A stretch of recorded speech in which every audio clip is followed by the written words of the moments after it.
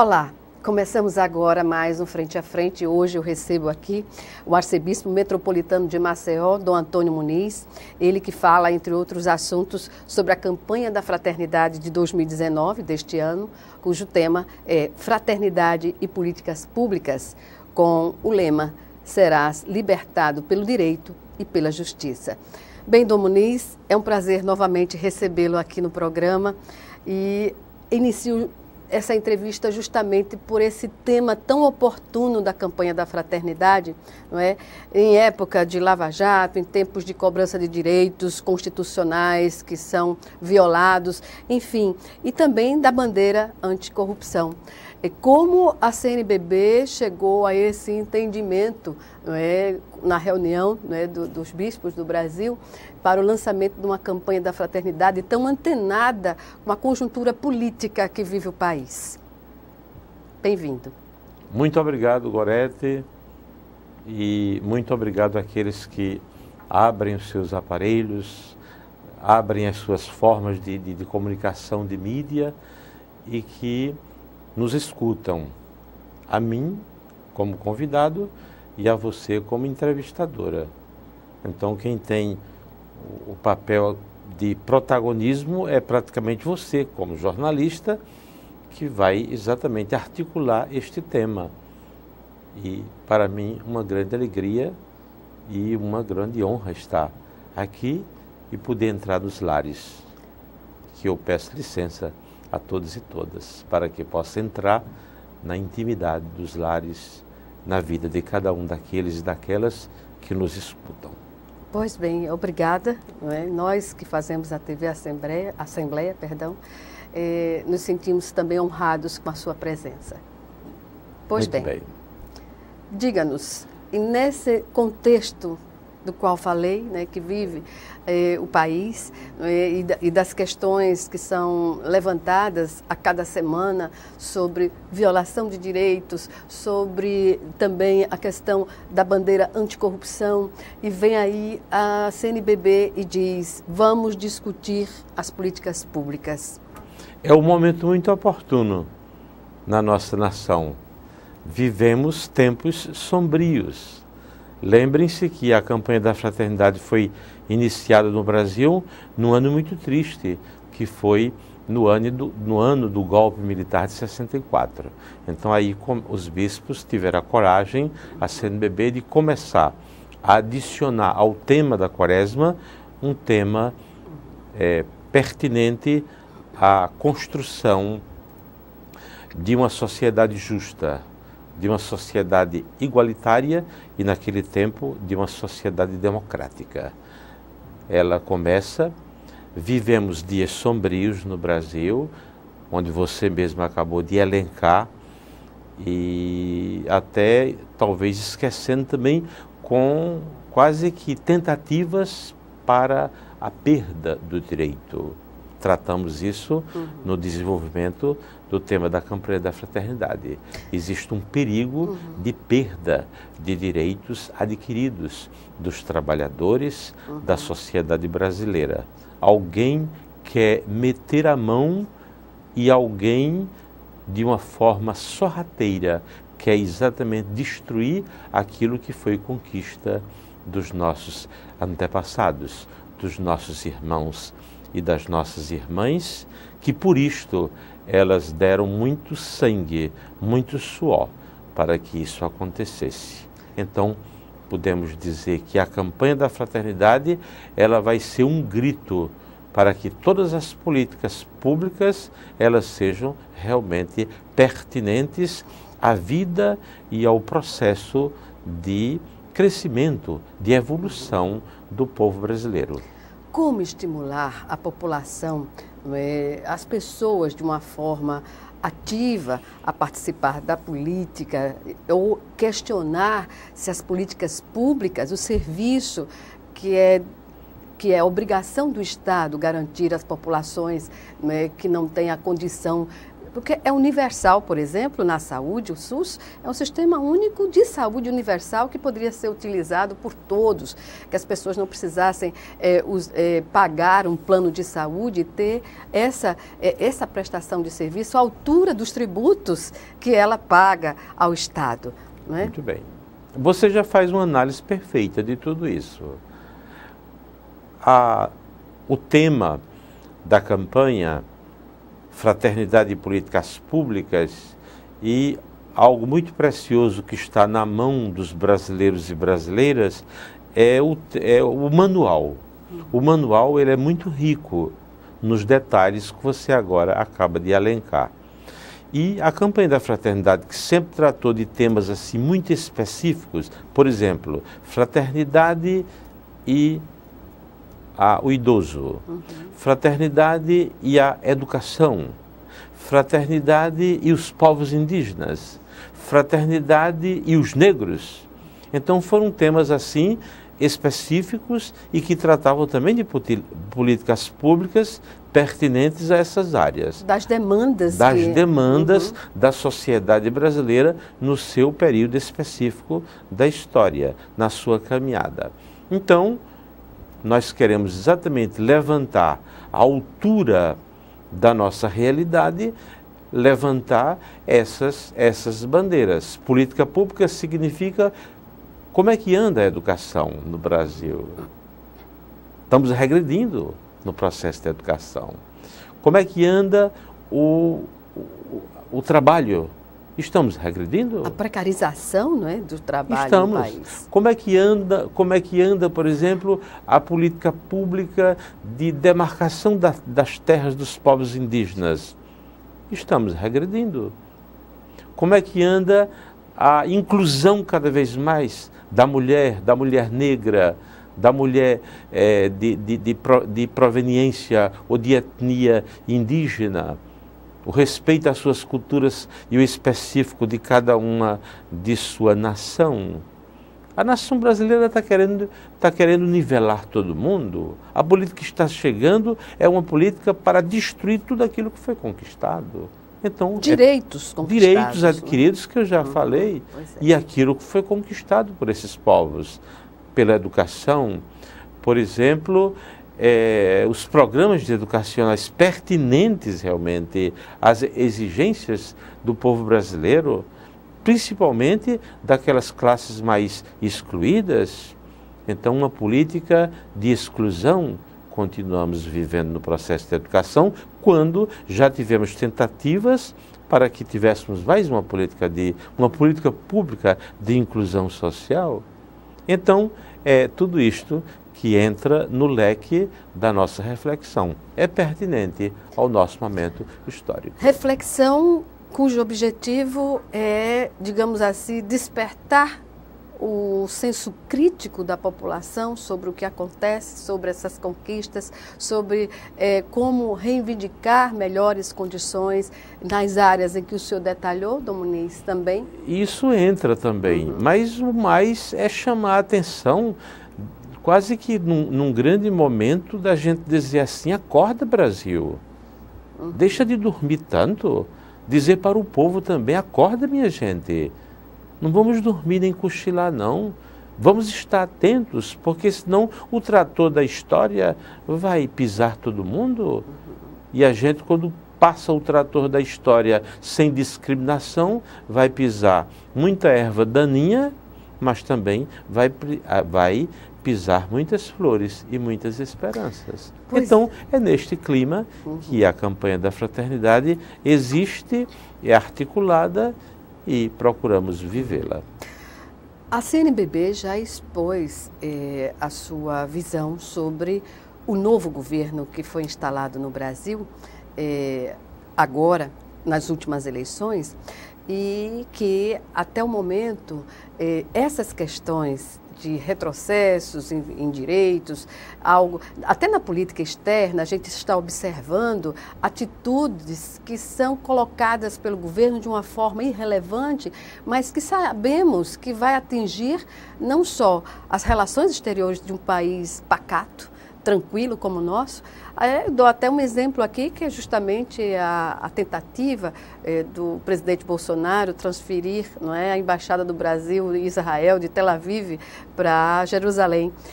Isso aí vai de encontro também a acordo, pode também salpicar, não é, em acordos comerciais bilaterais do Brasil com o mundo árabe, que até então vive uma situação muito confortável. Hoje, o agronegócio no Brasil, e foi o agronegócio, não é, o segmento que mais deu apoio ao governo que aí está. Você aí já faz uma análise muito boa da realidade. E nós sempre, como CNBB, alertamos para isso. O último Conselho Permanente, que é o órgão intermediário entre o máximo, que é a Assembleia, que teremos em maio próximo, e o intermediário, chamado Conselho Permanente, aonde a manifestação de todos os bispos, representando, portanto, todo o episcopado, a respeito da chamada reforma da Previdência. Foi dito claramente. Tudo aquilo que você está dizendo é aquilo que a CNBB tem repetido em seus documentos e nos seus posicionamentos oficiais e também o posicionamento dos bispos, que estamos sentindo toda esta realidade. Parece que a gente, como Brasil, vai se afundando. E a população parece que meio anestesiada, distante do questionamento das decisões que vão prejudicar a população como um todo, não é? Exatamente. Há um sono. Então a campanha da fraternidade, ela também visa acordar. Acorda, Brasil, não é? Para que a gente possa criar juízo e retomar os rumos da nossa história, tomá-los pela mão e gesti-los de uma forma política e a partir de outros princípios, como é o tema da campanha da fraternidade, políticas públicas e fraternidade. O fato de a população estar descontente, não é, com a política em geral no Brasil, a partir dos últimos acontecimentos, leia-se Lava Jato, isso não pode, digamos assim, a população deixar de acreditar em pessoas que têm compromisso, não é, Dom Muniz? E que política é necessária em todo o mundo, ela é basilar nas relações, até nas relações pessoais, quanto mais numa questão de sistema de governo, não é? Exatamente. Porque eu me surpreendo, algumas pessoas que antes até faziam questionamentos, hoje não querem mais questionar, inclusive o que está acontecendo. É uma cegueira tremenda. Eu acho que isso fez com que os grandes reformadores da história morressem muito amargurados por esta letargia, muitas vezes, que o povo parece que às vezes gosta de viver. Então, muitos que deram suas vidas pelas grandes revoluções, pelas grandes conquistas, transformações da sociedade, muitos morreram decepcionados, porque receberam, em vez de receber as flores, os dardos da vitória, receberam sempre uma crítica muito feroz, e muitos morreram no ostracismo. No abandono, muitas vezes. Morreram no abandono. Não vamos citar para não colocar numa linha direta estes sentimentos. Basta também a gente entender, vamos começar a Semana Santa, a partir da Quaresma, vamos começar a Semana Santa, e quantas pedras Jesus não recebeu, quanto sofrimento, quanto grito de crucificam aqueles que estavam sendo beneficiados pela ação de Jesus, pela sua ação salvadora, pela sua maneira de amar as pessoas, de querer bem e de acolher, principalmente os pobres, os abandonados, os leprosos. Então, quanto sofreu o Mestre? E a gente vê que são dados e aspectos que eles se repetem. Por isso que o tema é muito pertinente. É bom que a gente abra os olhos e perceba que a vida em democracia, a vida em sociedade, a vida em comunidade, ela passa por essas ações estruturantes. A política pública é algo que ultrapassa um político ou um partido ou uma ação de uma pessoa. A política pública, ela ultrapassa, ela é muito maior, ela é alguma coisa do próprio Estado constitucional. O Estado brasileiro como tal, ele é muito maior do que as circunstâncias de qualquer governo e as opiniões de qualquer parlamento que queira representar. E se não representa, então é preciso que a gente diga e é preciso que a gente busque outras alternativas, também de políticas públicas. Perfeito, Dom Muniz. Vamos chamar agora o nosso primeiro intervalo e o Frente a Frente volta em 1 minuto. Até já.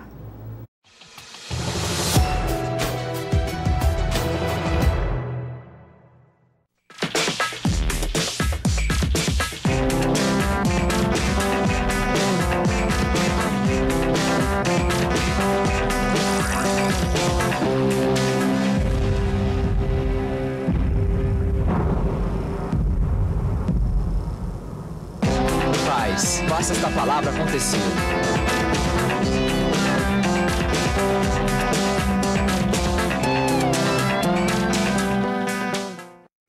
O dinheiro que se gasta com o desperdício de água e luz poderia ser usado para construir escolas. Seja consciente. Seu consumo transforma o mundo.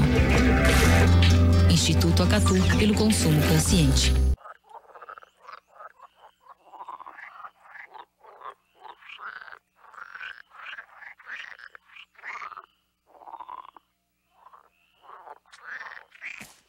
Conheça nossos projetos e filie-se.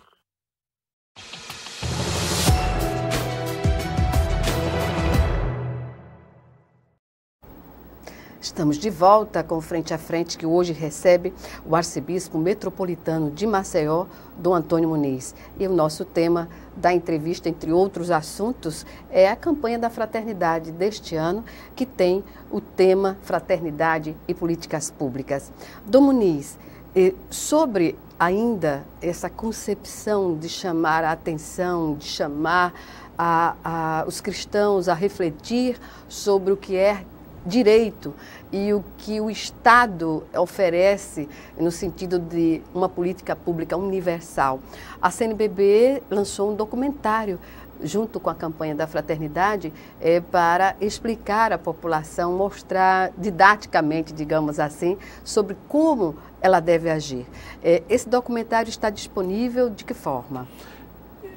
De diversas formas, ou entrando no site da CNBB, ou no site dos regionais, ou no caso concreto daqui da Arquidiocese, vamos encontrar todo esse material. A abundância desse material, fora aos materiais escritos, livros, manuais, cartilhas que estão circulando, mostrando e conscientizando exatamente a partir do tema proposto pela CNBB para a campanha da fraternidade na quaresma deste ano.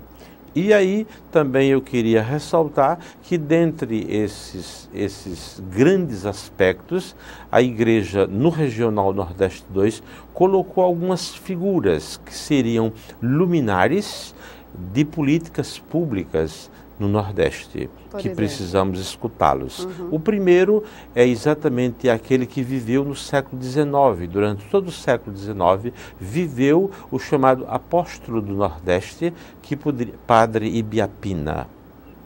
Nasceu no Ceará, morreu na Paraíba e viveu exatamente dentro deste manto daquilo que seria a fé ligada à vida concreta do nordestino, e o nordestino que a partir desta fé precisava de criar, juntando as suas forças, e criar espaços de educação, espaços de saúde, para que assim pudesse também criar espaços de trabalho, a conquista da terra, a divisão da terra. Então este apóstolo viveu e devotou a sua vida em função deste aspecto da política pública e fé e evangelizar e evangelho. A fé sem as obras é morta. O padre Biapina juntava o povo para rezar e depois estudava com esse mesmo povo a forma de colocar em prática, fazer alguma coisa em função daquilo que se estava vivendo.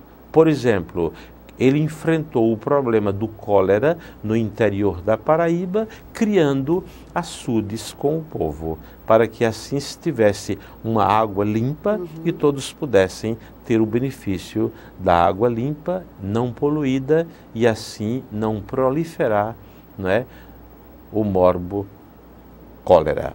E assim ele resolveu.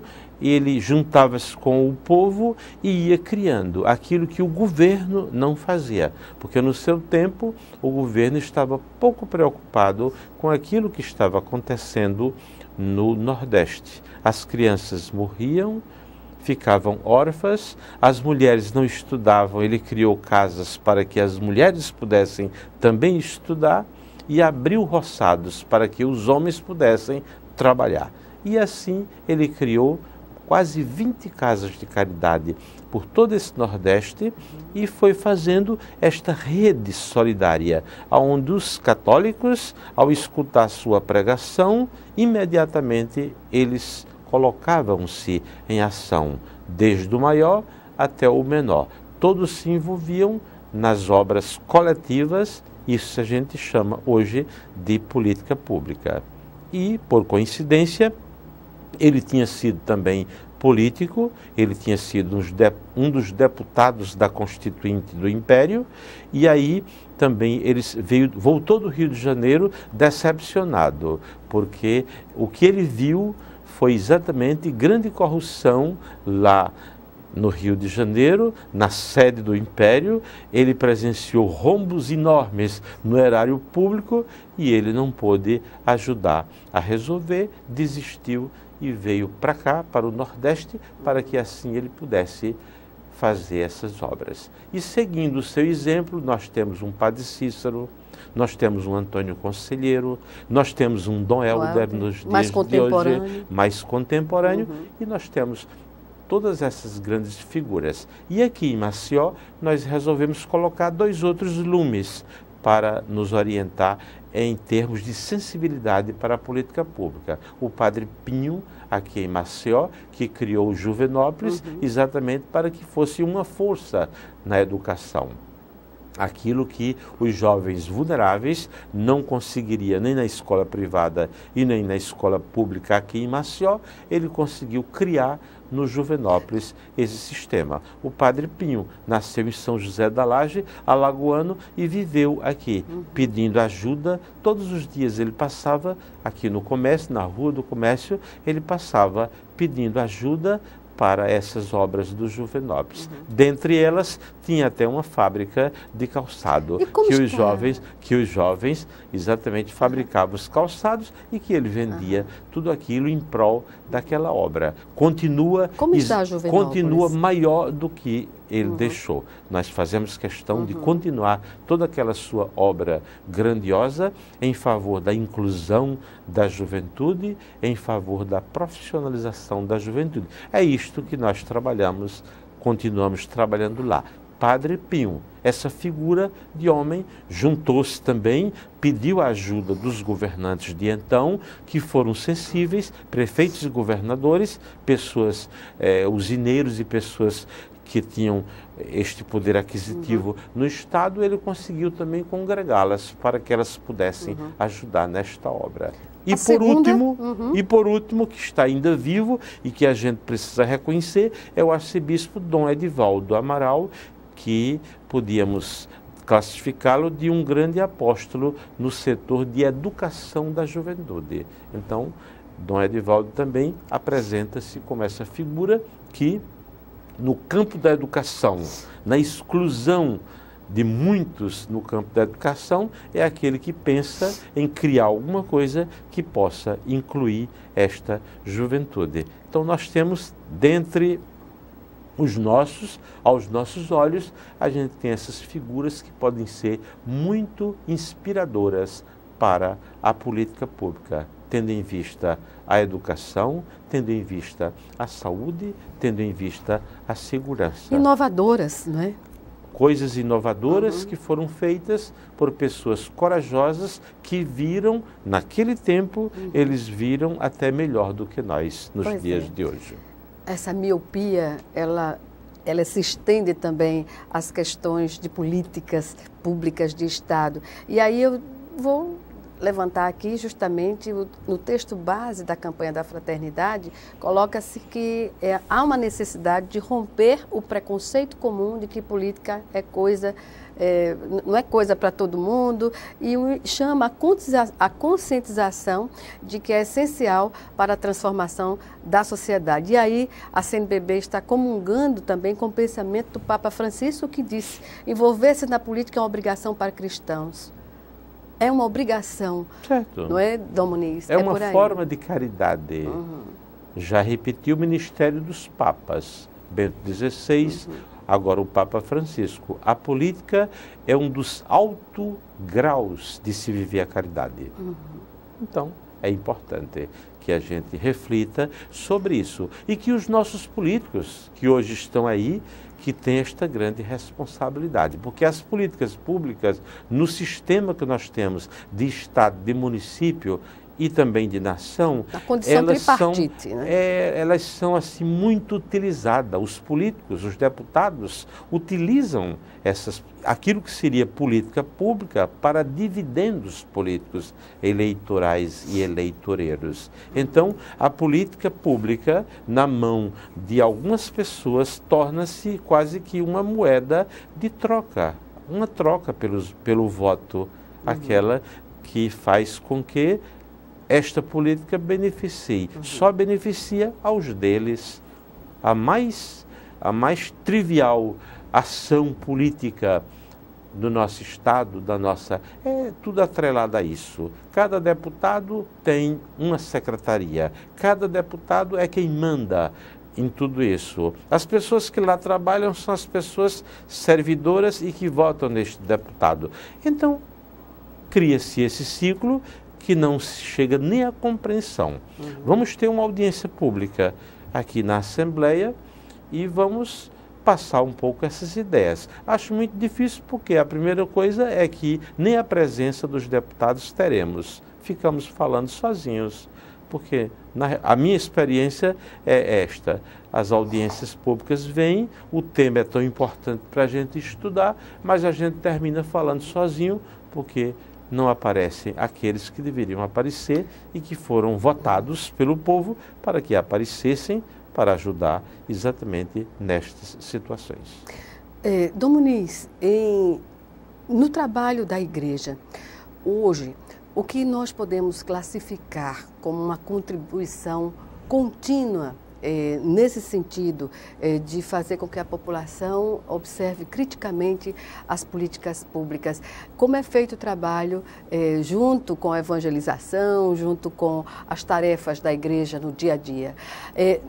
Na missa, por exemplo, no sermão que se faz, levantados esses questionamentos são levantados? Olha, a igreja sempre segue um princípio antoniano para isto. Santo Antônio, ele teve a intuição teológica. Ele foi um grande teólogo e um grande professor. Então, ele chegava um momento em que dizia: cessem as palavras e falem as obras. Isso é muito eloquente. Então, eu acho que o sermão não é lugar de falar de política pública. Não. O sermão é o lugar onde se reflete a realidade à luz da palavra de Deus. O carro-chefe do sermão, da liturgia, daquilo que eu vou dizer no altar, não é lançar crítica sobre os outros, mas deixar que o Evangelho seja crítico para a minha própria vida. Agora, dentro da realidade de cada um. Agora, o que é que a gente se pergunta? A gente, a partir disso, esta é a doutrina da igreja, inclusive a doutrina social, vamos nos perguntar. Vamos nos perguntar o que é que estamos precisando. Se o problema é este, se as pessoas estão atiradas pelas ruas, aqui pertinho, só é descer as escadas, já encontramos a população de rua. Muito bem, sabemos disso. Se esse pessoal está envolvido na droga, se esse pessoal está fora de casa, então a gente tem a realidade, a gente coloca a palavra de Deus iluminando tudo isso e a gente vai agora estudar, normalmente em uma assembleia paroquial, diocesana, onde a gente coloca tudo isso de uma forma real e de uma forma também analítica, e a gente vai perguntar o que nós vamos fazer. O que podemos fazer. O que podemos fazer. O que vamos fazer e o que podemos fazer. Aí surgem a pastoral da população de rua. As iniciativas quais são? São esta, criar esse espaço, fazer tudo isso aqui. A questão é uma questão de educação. Como é que nós vamos ajudar aqui a um processo de educação, a como estar presente na escola pública e também na escola privada, para que a gente possa passar esses valores e o que a gente vai realizar. Ou seja, o que é que nós vamos fazer? Abrir os espaços, abrir as comunidades terapêuticas, abrir as comunidades, ou seja, qualquer atitude que a gente vai fazer de uma forma orgânica, de uma forma inteligente, de uma forma organizada. Para que permaneça, porque né, política é também organização e estruturação. Então tem aquilo que a gente pensa e tem aquilo que a gente olha e tem aquilo que a gente pode fazer. Jesus é quem nos ensina esse método. Quando ele vê o pessoal com fome, ele vai dizer: dai-lhes vós mesmo de comer. Cada um cumprindo a sua parte. Cada um cumpra a sua parte, que o milagre vai acontecer. A política pública vai acontecer para beneficiar a todos e todas.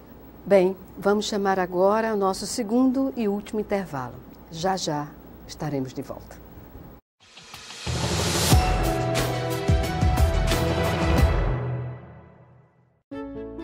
O Brasil terá pela primeira vez uma Base Nacional Comum Curricular. O documento é democrático e respeita as diferenças. Com a base, todos os estudantes do país, de escola pública ou particular, terão os mesmos direitos de aprendizagem. Hoje a aula é sobre cidadania. Isso é bom. Se a base da educação é a mesma, as oportunidades também serão. Ministério da Educação, Governo Federal. Doar sangue é seguro e não dói. O Hemocentro de Alagoas utiliza a mais alta tecnologia para fazer a coleta de sangue. Para doar sangue, é necessário ter mais de 18 anos, pesar mais de 50 quilos e apresentar um documento de identificação com foto. O doador não pode ter contraído doenças como a hepatite, sífilis, AIDS e doença de Chagas. Mais informações é só ligar 3315 2106. O Hemocentro de Alagoas precisa de você.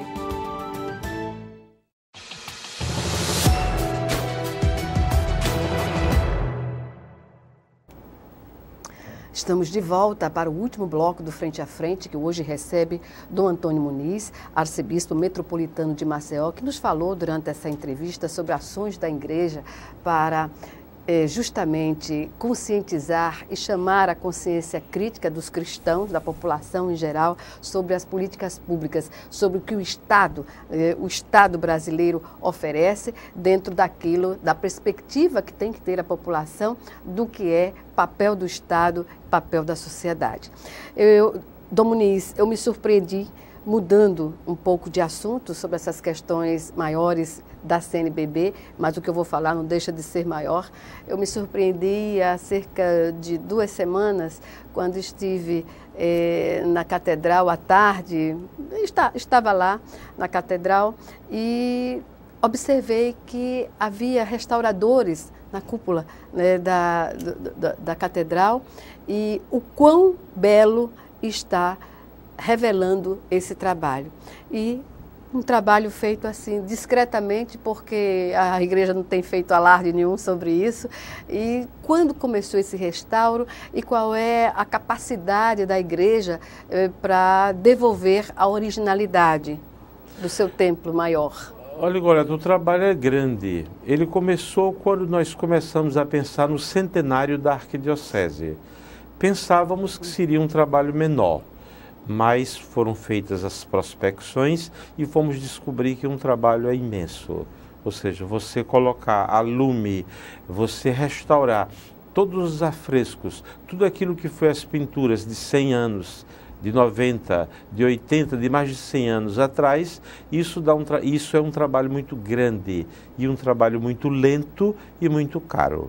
Então, é esta a realidade. O fato é que estamos já podendo presenciar uma beleza incomparável, uma maravilha que não foi exposta, foi escondida através de tintas brancas e de outras tintas. Só para você ter uma ideia, por cima daquelas pinturas, você vai encontrar, às vezes, 7 camadas sobrepostas de tintas que foram sendo colocadas durante o tempo. Então, é exatamente isto que está se vivendo, é isto que está se mostrando. Pertinente, evidentemente, também a preocupação da CNBB. Eu faço parte, como bispo referencial da CNBB para o Brasil, da questão da conservação e a preservação dos bens históricos e culturais da Igreja. E tinha que fazer isto aqui para poder ser o primeiro a dar o bom exemplo a todos os meus irmãos que têm nas suas dioceses monumentos, têm nas suas dioceses espaços que precisam ser restaurados. Estamos com a equipe pequena, mas é isso que nós podemos contar. O nosso estado é paupérrimo nesse sentido, não tem quase restaurador, é muito pobre, então a gente tem que investir bastante e ter muita paciência. O trabalho é de paciência. Ali é um bisturi que trabalha sobre aquela extensão de metros e mais metros para poder fazer aquele trabalho que você presenciou. Belíssimo, Dom Muniz. Muito bonito. Muito bonito. A gente começa a imaginar como será ou como seria, se a condição não permitir, de ver a originalidade da catedral, né, no seu interior. E recursos, como tem sido viabilizado? Olha, esses recursos são assim, muito simples. Eu fiz o apelo ao clero. Então, cada padre, dos 140 padres que nós temos na arquidiocese, cada um tem o compromisso de fazer uma colaboração. E assim a gente vai fazendo. Depois a isso agregam-se pessoas de boa vontade que se sensibilizam, que assim como você foi lá, achou bonito e pergunta como colaborar. Aí chegam com uma colaboração. É muito alto o custo, desde o operar dos restauradores até, por exemplo, os materiais que são usados, passando inclusive pelo ouro, que é utilizado para a recuperação de algumas peças ou alguns capitéis, alguns espaços que comportam o douramento. Então isto é muito, muito, muito caro. O fato é de, há um século mais ou menos, né, é por aí que foi a Igreja se viu obrigada a pintar de branco, né, sobre uma pintura original, artística existente.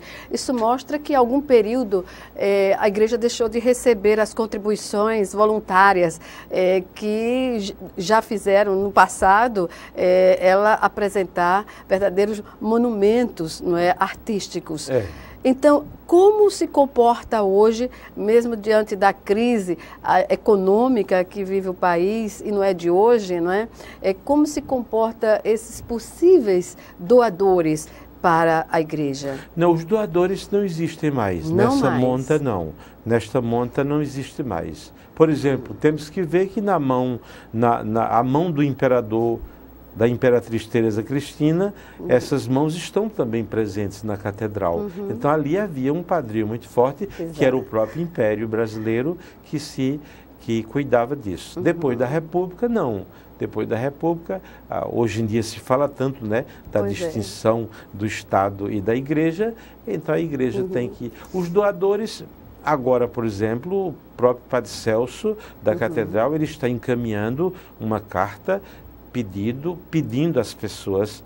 Então tem um grupo imenso de senhoras que irão passar de porta em porta, que irão pedir, juntar pessoas, e irão pedir essa ajuda para que a gente tenha fôlego e possa continuar este trabalho de restauro. Agora falemos sobre uma outra ação da igreja, que eu recebi essa informação pelo WhatsApp, né, de amigas, falando sobre essa iniciativa lá no Santuário Virgem dos Pobres, da geladeira solidária, que ajuda as pessoas que não têm sustento, que passam o dia, muitas, até moradores de rua mesmo, não é, que não tem nada para nenhum alimento, e aí a geladeira solidária está lá na calçada da Virgem dos Pobres.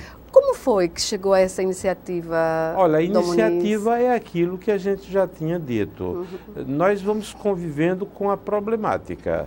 Com as necessidades. Jesus diz, dai-lhes vós mesmos de comer, então nos manda fazer isto. Então são iniciativas muito simples, que em muitas cidades brasileiras já estão sendo motivo também de existência e também motivo de entusiasmo de comerciantes, de pessoas que têm restaurantes e que fazem isso em centros de grande cidade. De uma certa forma, eu posso dizer que eu aprendi um pouco nos caminhos de Santiago de Compostela, que quem já fez pode entender que durante todo o percurso desse caminhar, indistintas são as pessoas que oferecem, abrem suas casas, oferecem água fresca, oferecem lanche, perguntam se quer café, e ali durante uma passagem solidária. Muito bem. Então, como nós estamos fazendo uma caminhada rumo ao centenário na Arquidiocese, então a gente vai criando isto. Por exemplo, começamos com uma sopa. Toda quarta-feira tem lá no santuário, nós temos a Santa Missa e depois da missa temos uma sopa solidária, onde os grupos preparam um grande caldeirão ou caldeirões de sopa, e aquilo os pobres vêm e buscam não só comer a sopa e tomar o pão, mas também comer e levar um pouco. Nós motivamos que a pessoa leve para o vizinho, se por acaso ele estiver precisando, ou se ele conhecer lá no bairro, lá na grota, se eles conhecem alguma pessoa que está passando necessidade, algum velhinho, alguma velhinha, aí eles pegam e colocam aquilo num depósito e já levam. Mas não foi suficiente, porque ainda tem fome. Aí a gente abriu aquela geladeira. Abriu, está lá. As pessoas passam por lá, colocam as suas quentinhas, colocam frutas, colocam bolo, e quem for precisando vai passando e abrindo e levando e comendo. Na informação que eu recebi, alguns critérios que foram colocados aqui pelas pessoas que estão multiplicando essa informação. É obrigatório que os alimentos sejam embalados com data de fabricação, aqueles alimentos que têm prazo a vencer, né? E proibido alimentos vencidos, bebidas alcoólicas, carne crua e peixe, ovos, garrafas e embalagens. Certo. Não é? Então, as pessoas já vão se adequando também à forma de receber esses alimentos. Exatamente. Aí você passa, se você for agora no santuário, muitas vezes você vai celebrar, eu vou celebrar a missa, aí encontro alguém ou abrindo a geladeira para colocar alguma coisa, ou retirando da geladeira alguma coisa que a pessoa precisa. Então, é esta iniciativa que, se isso for jogado na sensibilidade das pessoas, podemos abri-la em tantos e tantos locais da nossa cidade. Tão simples, e a gente pode assim ir participando. A política pública é isto, é o segredo da multiplicação da participação das partes, da participação dos pequenos e simples, que vão se juntando e cada vez mais vão criando essas possibilidades e essas alternativas. Quem sabe se por aí a gente não possa depois pensar na saúde solidária, na educação solidária, e assim vá cada vez mais entrando numa política pública de inclusão social e que vem trazer este aspecto benéfico para a vida do mundo, para a vida de Maceió e para a vida da democracia frágil, que é a democracia brasileira. Mas somos fortes, né? A população brasileira já deu demonstrações de que, no momento oportuno, ela sabe defender a democracia. Eu espero que sim.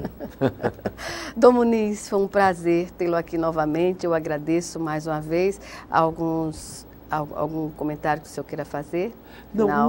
Não um comentário, mas apenas um grande convite. Pois não. Diante de todas essas iniciativas, eu gostaria de também aproveitar o momento para dizer que eu estou convocando toda a igreja para no dia 15 de abril, que é a segunda-feira da Semana Santa, onde nós fazemos uma grande peregrinação do Santuário da Mangabeiras para o Carmelo, lá em Riacho Doce.